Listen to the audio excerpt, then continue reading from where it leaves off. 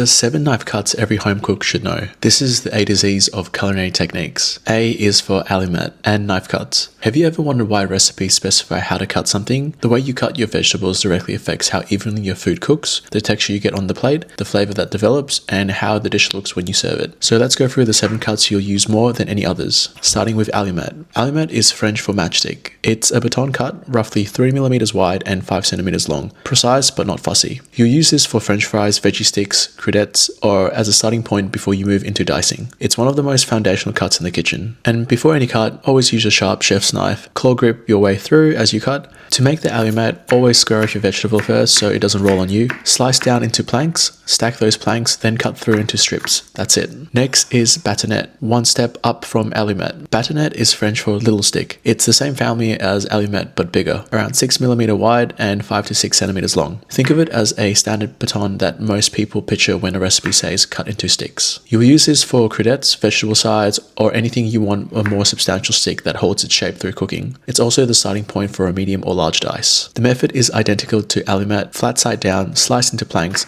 cut through into strips.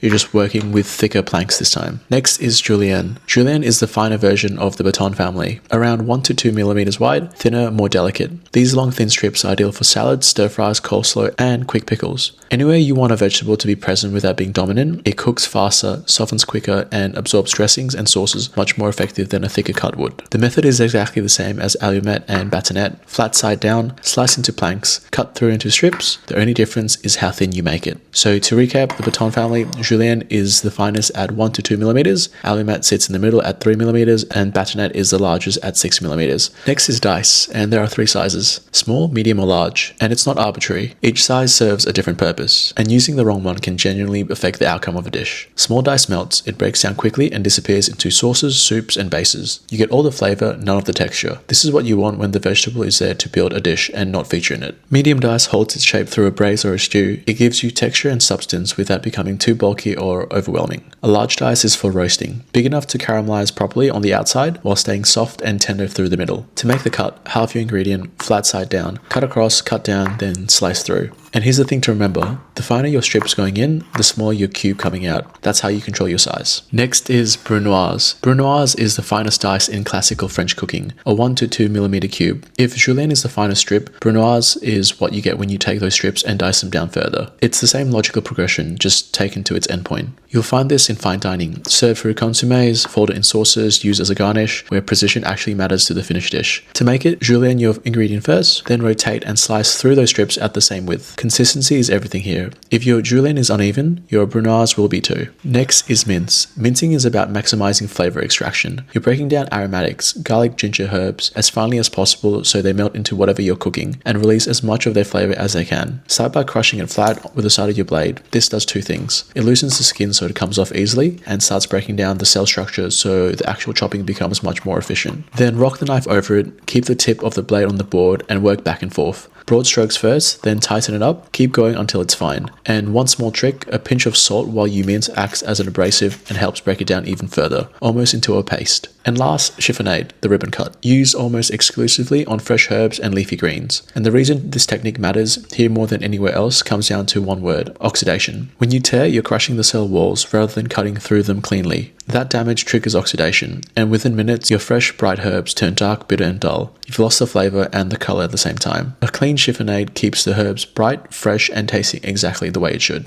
To chiffonade, stack your leaves and roll them tightly into a cigar, then slice across at whatever width you need. The tighter the roll, the cleaner and more uniform the ribbon. And a sharp knife here especially matters. A dull blade will bruise even with the best technique. That's your 7 foundational cuts. Batonette, allumette, julienne, brunoise, dice, mince, and chiffonade. Learn these and you'll move through a kitchen with a lot more confidence, and your food will show it.